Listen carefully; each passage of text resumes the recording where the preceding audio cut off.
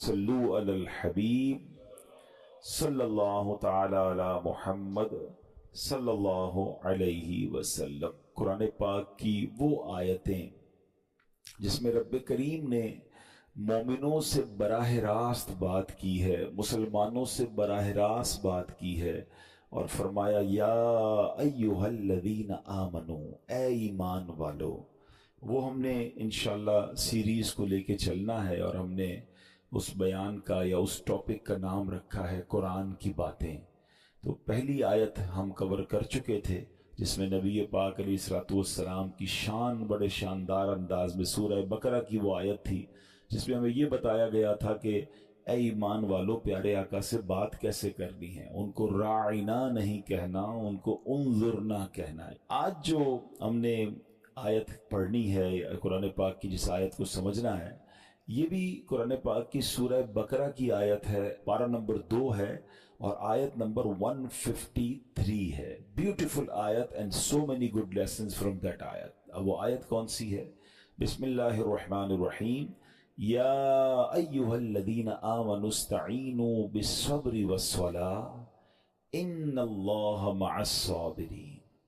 तर्जुमा इसका क्या है? ए ईमान वालो, सबर और नमाज से मदद मांगो, बेशक अल्लाह साबिरों के साथ है। अब यहाँ बहुत खूबसूरत बातें हमें सीखनी है कि सबर और नमाज से मदद मांगो। कुरान हमें रास्ता बता रहा है कि आपको हेल्प चाहिए तो सबर और नमाज के जरिए आपने हेल्प लेनी है। अब इसका मतलब ये हुआ कि इबादत की अदायगी, गुनाहों से रुकने और नफसानी ख्वाहिशात पूरा न करने पर सब्र किया जाए।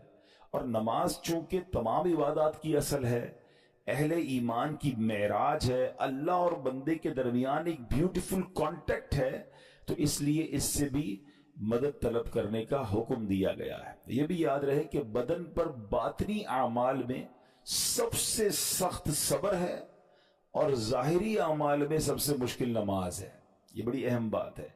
कुछ आमाल वो हैं जिनका ताल्लुक दिल से होता है, इंसाइट होता है। इंसाइट आमाल में सबसे मुश्किल काम क्या है? सब्र करना।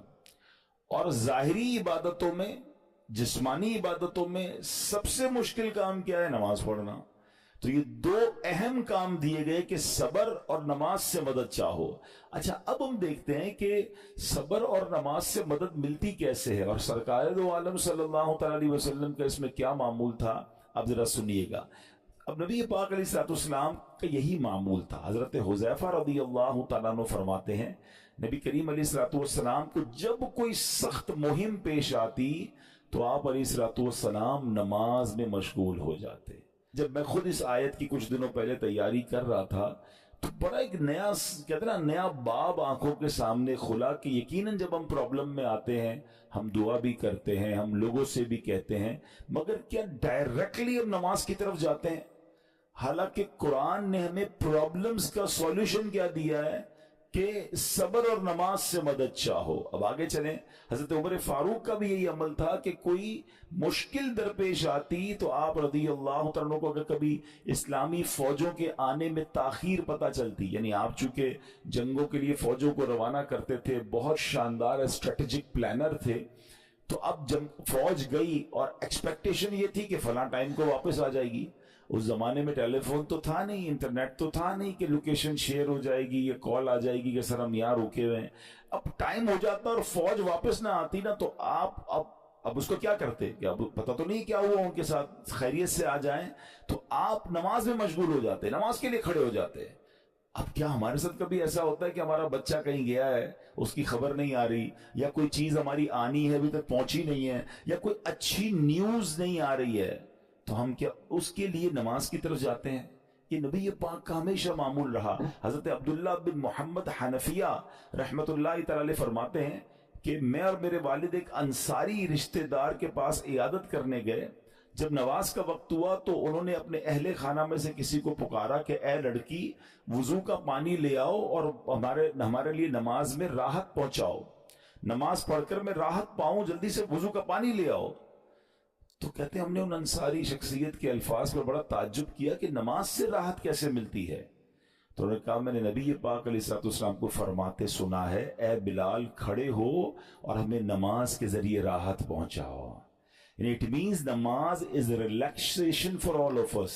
نماز is the way to solve your problem. آپ کو جب کوئی پرابلم آئے نا، آپ اللہ کی بارگاہ میں نماز کے لیے کھڑے ہو جائیں. مکروہ وقت نہیں ہے، آپ نوافل پڑھنا شروع کر دیں. آپ دیکھیں نماز ہیلپ کرے گی آپ کی، نماز سے آپ کے لیے راحتیں ہو جائیں گی. آپ کی حضرت عبد الرحمن بن عوف کتنے بڑے صحابی ہیں رضی اللہ تعالیٰ. یہ وہ صحابی ہیں کہ جو عشرہ مبشرہ میں سے بھی ہیں. and he was billionaire on that time. سب سے امیر صحابہ میں جو نام آتے ہیں وہ حضرت عثمان غنی اور حضرت عبد الرحمن بن عوف رضی اللہ تعالیٰ کے نام آتے ہیں. آپ کا ایک بار بے ہوشی غشی طاری ہوئی، ٹھیک ہے، انکانشیس ہو گیا. تو آپ کی والدہ نے کیا کیا؟ آپ کی والدہ، لوگ سمجھے کہ آپ کی جان نکل گئی ہے، آپ کی والدہ مسجد کی طرف چل پڑی تاکہ وہاں جا کے نماز پڑھیں اور اس سے مدد حاصل کریں. جب حضرت عبد الرحمن بن عوف کو ہوش آیا نا، تو لوگوں نے کہا کہ آپ کی طبیعت کیسی ہے؟ تو آپ نے کہا کیا مجھ پر غشی طاری ہو گئی تھی ہیں؟ تو کہا جی. تو کہتے ہیں بے شک میری بے ہوشی میں میرے پاس دو فرشتے آئے اور کہنے لگے تم چلتے نہیں کہ ہم تمہیں خدا کی بارگاہ میں لے جائیں اور تمہارے بارے میں فیصلے لیے جائیں.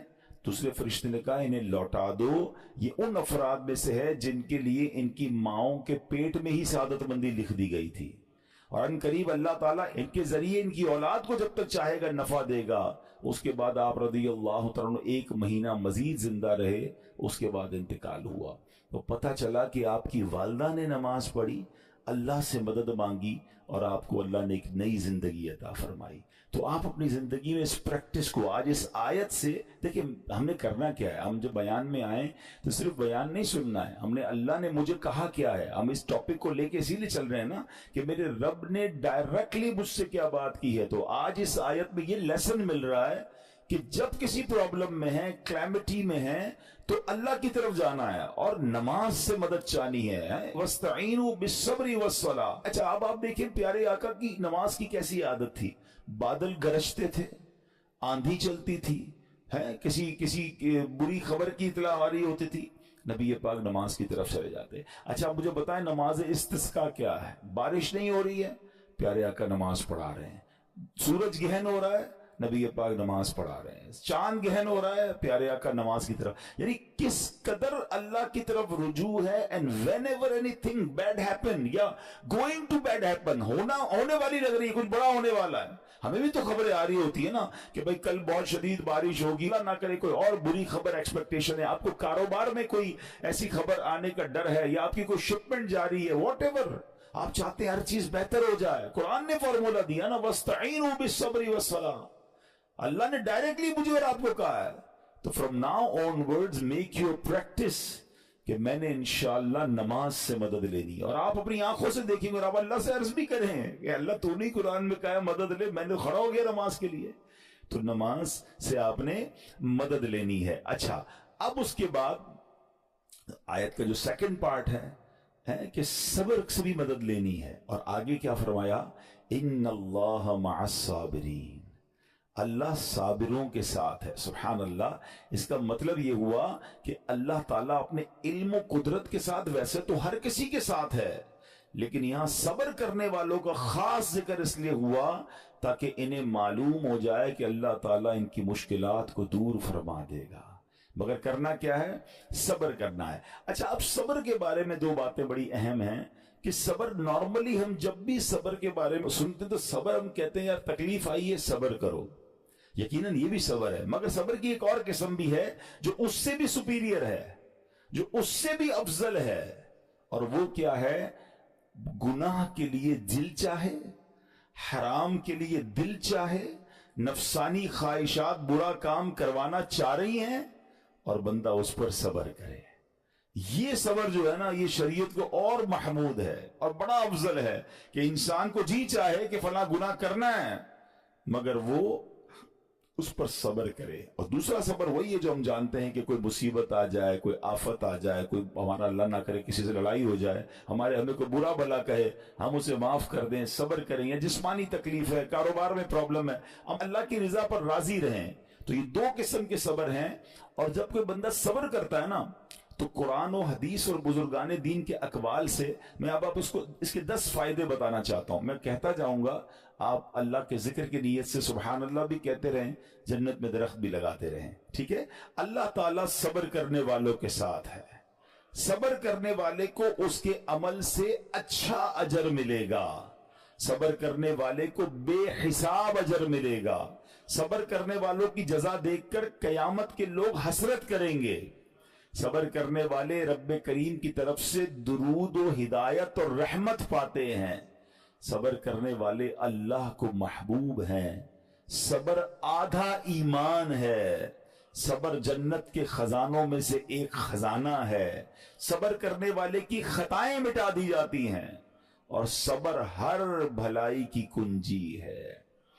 اب آتے ہیں ان دونوں صبر کو تھوڑا سا ڈیفائن کرتے ہیں. ایک نفسانی خواہشات, گناہ کا جی چاہتا ہے, کیونکہ نفس ہے نا, وہ تو ہر وقت موج مستی چاہتا ہے. وہ تو ہر وقت چاہتا ہے جناب بس یہ بھی کام کر لوں, وہ بھی کر لوں.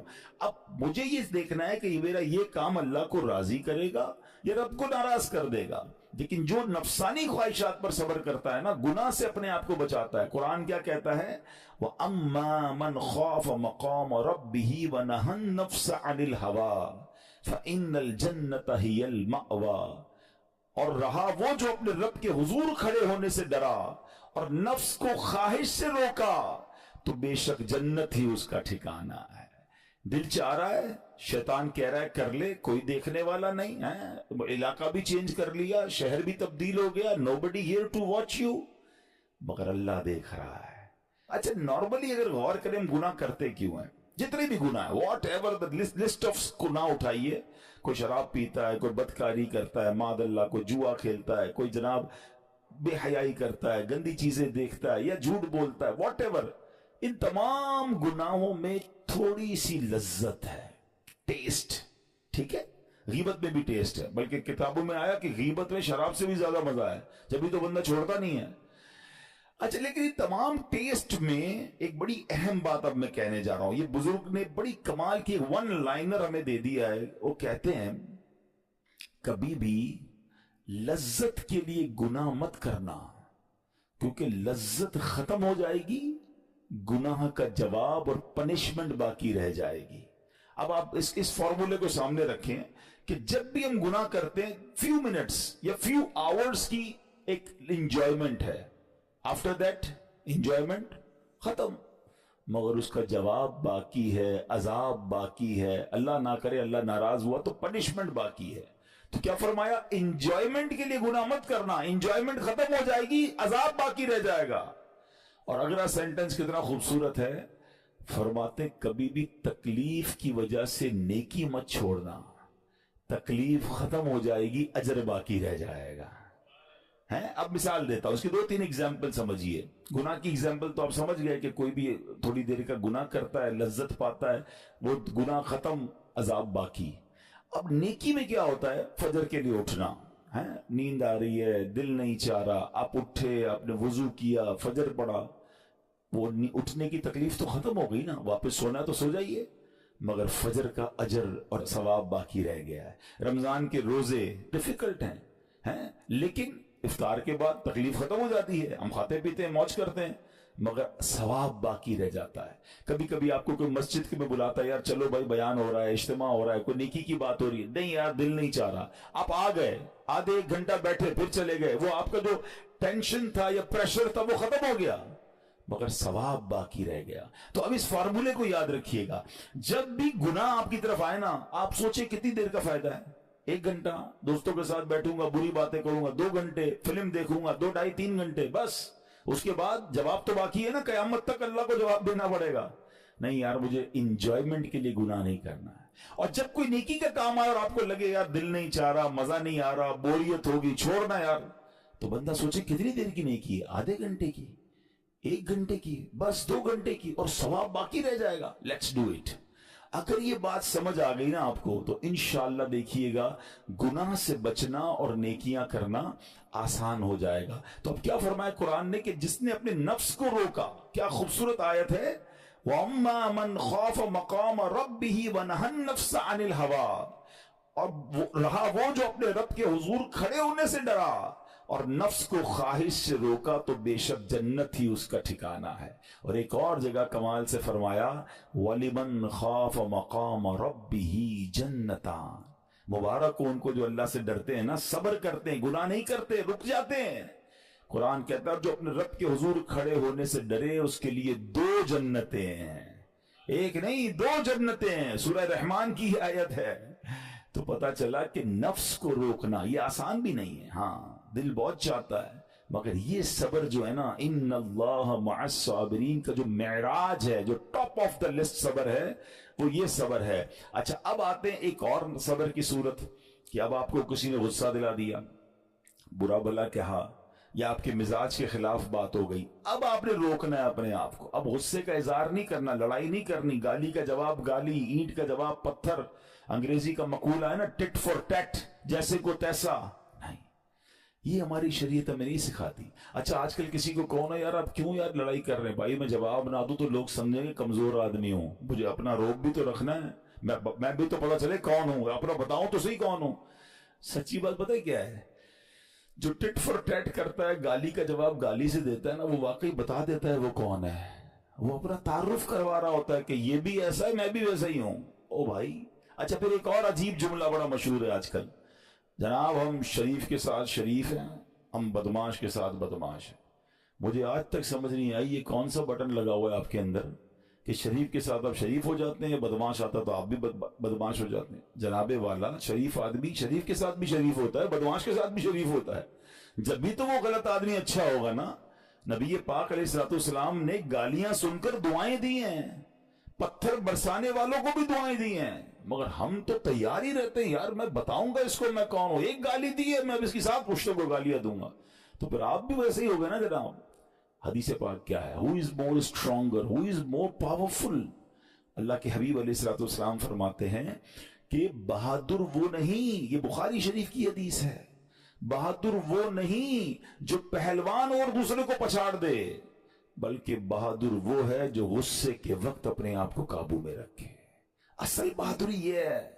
تو اگر آپ نے واقعی صبر سے مدد لینی ہے، ان اللہ مع الصابرین کا مجدہ لینا ہے، تو بدلے نہیں لینا ہے، معاف کرنا ہے. ذرا مل کر میرے ساتھ شب قدر کی دعا دہرائیے گا.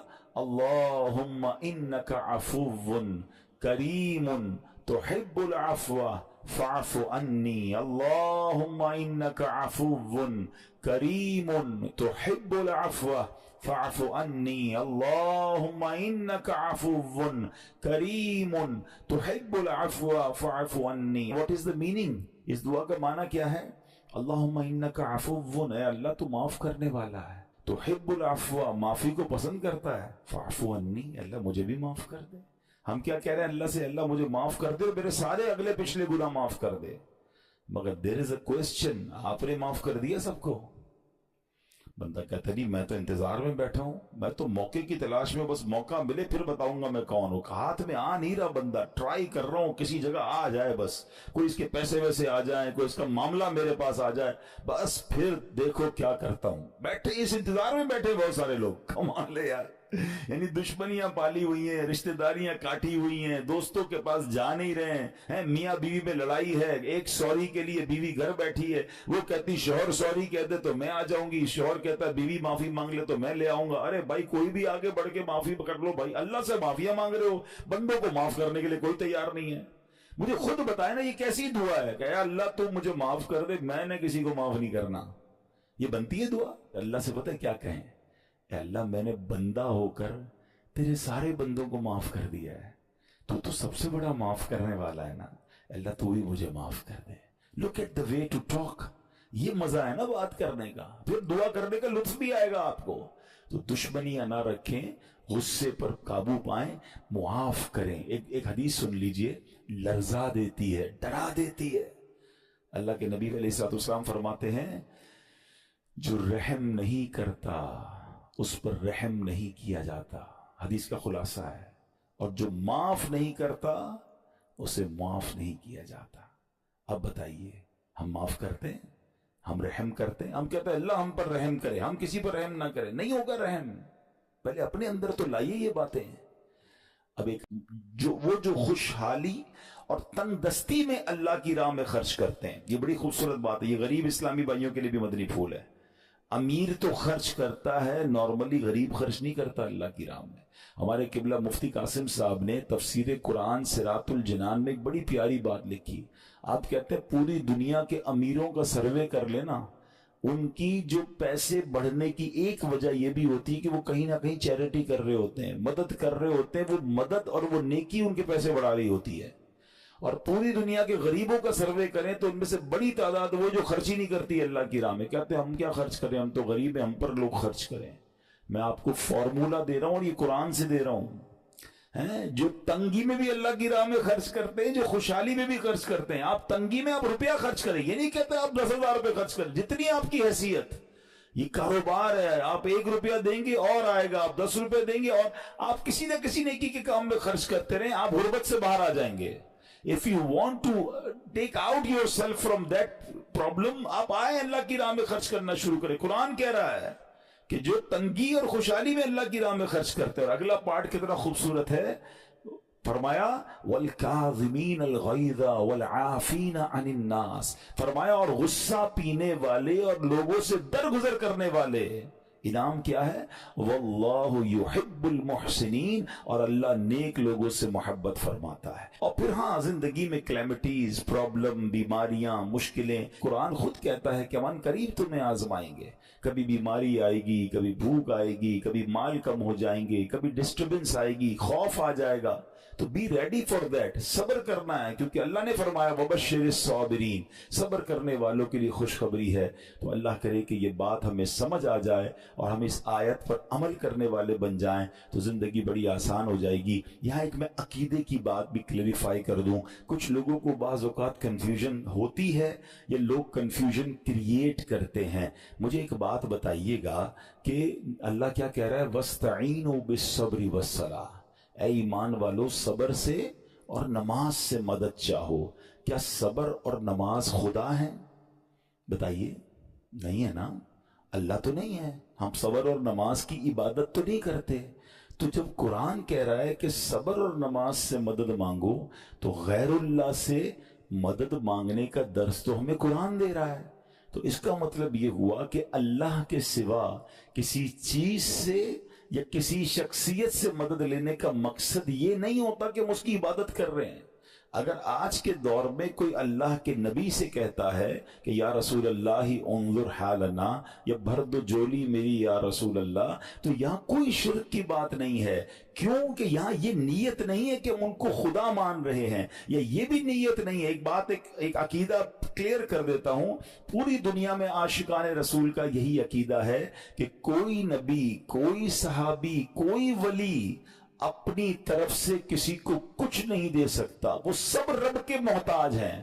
اللہ کسی کا محتاج نہیں ہے، جو اللہ کا ہے وہ اس کا اپنا ہے۔ ہاں اللہ نے اپنے مخصوص بندوں کو کچھ عطائیں کی ہوئی ہیں، کچھ پاورز دیے ہوئے ہیں، وہ اللہ کی عطا سے اگر کسی کو تقسیم کرتے ہیں تو اس میں کوئی پرابلم نہیں ہے۔ قرآن کہہ رہا ہے اے ایمان والو صبر اور نماز سے مدد چاہو۔ یہاں ایک اور بات سمجھنی ہے، دنیاوی طور پہ بھی کیا ہوتا ہے کہ آپ کسی باس ہوتا ہے اپنے کسی مینیجر کو پاور آف اٹارنی دے دیتا ہے کہ یہ تمہارے پاس اس پراپرٹی کا پاور ہے، تمہارے پاس فلاں چیز کا پاور ہے، وہ اس پاور کے بہاف پر وہ کام کر دیتا ہے، مگر کوئی یہ نہیں کہتا کہ he is the owner, actually he have attorney, he have power of attorney. بالکل ہمارا بھی عقیدہ یہ ہے کہ اللہ نے اپنے کچھ مخصوص بندوں کو، اپنے پیاروں کو کچھ اختیارات عطا فرمائے ہیں، اور جب وہ ان اختیارات پر عمل کرتے ہیں تو ایکچولی وہ اللہ ہی کی عطا ہے۔